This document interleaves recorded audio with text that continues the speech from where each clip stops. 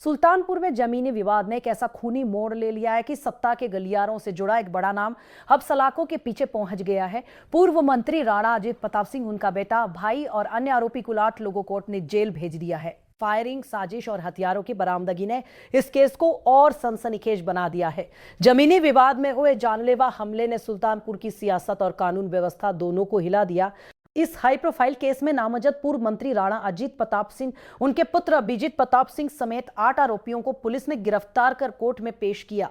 Court में सुनवाई के दौरान बचाव पक्ष ने गिरफ्तारी को लेकर सवाल उठाए, लेकिन अभियोजन ने इसे सुनियोजित साजिश और दुस्साहसिक हमला बताया। दोनों पक्षों की दलीलें सुनने के बाद सीजेएम कोर्ट ने सभी आरोपियों की एक हफ्ते की रिमांड मंजूर करते हुए जेल भेजने का आदेश दिया। इस पूरे घटनाक्रम में सबसे चौंकाने वाली बात रही आरोपियों के पास से बरामद हथियार। पूर्व मंत्री के पास से लाइसेंसी राइफल और 35 जिंदा कारतूस, उनके भाई के पास से पिस्तौल और मैगजीन, जबकि बेटे के पास से पिस्तौल और मैगजीन। यही नहीं, 2 फॉर्च्यूनर गाड़ियां भी पुलिस ने कब्जे में ली है। घटना 15 मार्च की सुबह की बताई जा रही है, जहां जमीनी विवाद को लेकर आरोपियों ने कथित तौर पर फायरिंग की और कई लोगों को गंभीर रूप से घायल कर दिया। घायलों को अस्पताल में भर्ती कराया गया है, जहां कुछ की हालत नाजुक बताई जा रही है। इस केस में पुलिस की कार्रवाई भी चर्चा में है। लखनऊ भागने की फिराक में लगे आरोपियों को कुछ ही घंटों में गिरफ्तार कर लिया गया। वहीं लापरवाही बरतने वाले थाना प्रभारी पर कार्रवाई और एक सीओ की भूमिका की जांच ने मामले को और गर्मा दिया है। कोर्ट ने एक और बड़ा सवाल उठाया, बरामद हथियारों को नियमानुसार सील कर पेश नहीं किया गया, जिसे नियमों का उल्लंघन मानते हुए आर्म्स एक्ट में रिमांड पर विचार नहीं किया गया और एसपी को आदेश की प्रति भेजी गई। फिलहाल सभी आरोपी जेल में हैं, लेकिन इस हाई प्रोफाइल केस में अभी कई और खुलासे होना बाकी है। मैम, कल जो अखंडनगर में जो घटना हुई थी, क्या प्रकरण रहा? 15/3/2026 को जनपद सुल्तानपुर, थाना अखंडनगर के ग्राम कल्याणपुर से सूचना प्राप्त हुई थी कि रणजीत यादव निवासी कल्याणपुर के घर में फायरिंग और गुंडों ने मारपीट की है।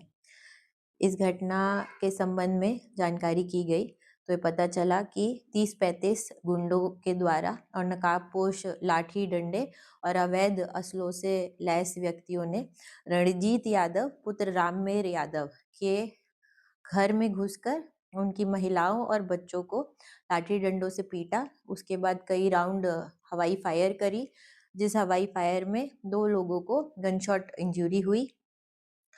इसका मौका मुआयना करने के बाद गहनता से जब जांच की गई तो पता चला कि कल उससे एक दिन पहले 14/3/2026 को राणा अजीत सिंह निवासी ग्राम रतनपुर मैरवा, उनके पुत्र अभिजीत, रिश्तेदार वैभव सिंह तथा अन्य 10-15 लोग अपने लाइसेंसी शस्त्र लेकर उपरोक्त रंजीत यादव पुत्र राममेर और उसके चचेरे भाई संजीत यादव पुत्र रामदीन के बीच इनके मृतक चाचा राम खिलावन की जो निसंतान थे, उनकी संपत्ति के कब्जे को लेकर विवाद था, जिसमें संजीत यादव जो राणा अजीत सिंह के ड्राइवर हैं, उनका पक्ष लेते हुए ये स्वतः पंचायत करने गए थे, जिसपे मौके पर उपस्थित रंजीत यादव के घर की महिलाओं के द्वारा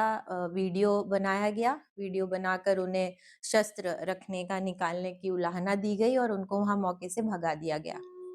इसी चीज का बदला लेने की नियत से 15/3/2026 को पूरे षड्यंत्र के तहत राणा अजीत सिंह और उनके बेटे अभिजीत ने 30-35 गुंडे जनपद जौनपुर, सुल्तानपुर और अंबेडकर नगर से रणजीत के घर में भेजे। उनके वही औरतें जिन्होंने कल वीडियो बना के उलाहना दी थी और उनके बच्चों को घर में घुस के लाठी डंडों से मारा पीटा और उनको वहां पे दहशत फैलाई। पुलिस को सूचना मिलने पर पुलिस ने विधिक कार्रवाई के क्रम में रणजीत यादव के भाई जिलाजीत यादव की तहरीर पर 9 लोग नामजद और अन्य कई अज्ञात व्यक्तियों के विरुद्ध अभियोग पंजीकृत किया।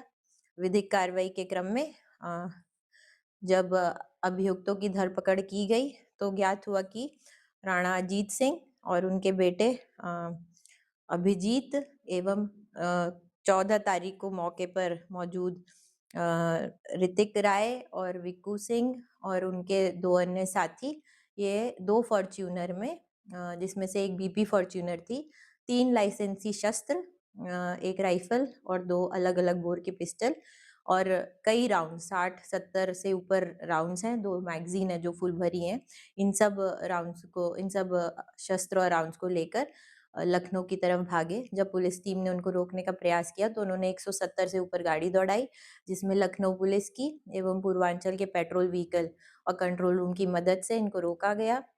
रोककर तलाशी ली गई, पूछा गया। उसके बाद ये 2 फॉर्च्यूनर और समस्त असलों की बरामदगी की गई। इसके अतिरिक्त पूरे प्रकरण में एक और अभियुक्त जो जनपद सुल्तानपुर का ही रहने वाला है और वो पैसे लेकर मार पिटाई का काम करता है, मार्शल उर्फ अजीत आदित्य सिंह, इसकी अरेस्टिंग की गई। तो इससे पूछा गया किसने इनको भेजा था। उनके द्वारा ये कबूल किया गया कि उनको राणा अजीत सिंह के बेटे अभिजीत सिंह के कहने पे बुलाया गया था। इसके अतिरिक्त 15 अन्य जो नकाबपोश गुंडे आए थे, उनको चिन्हित किया गया है। उनके विरुद्ध गिरफ्तारी के लिए टीम्स को लगाया गया है। धरपकड़ अभी जारी है।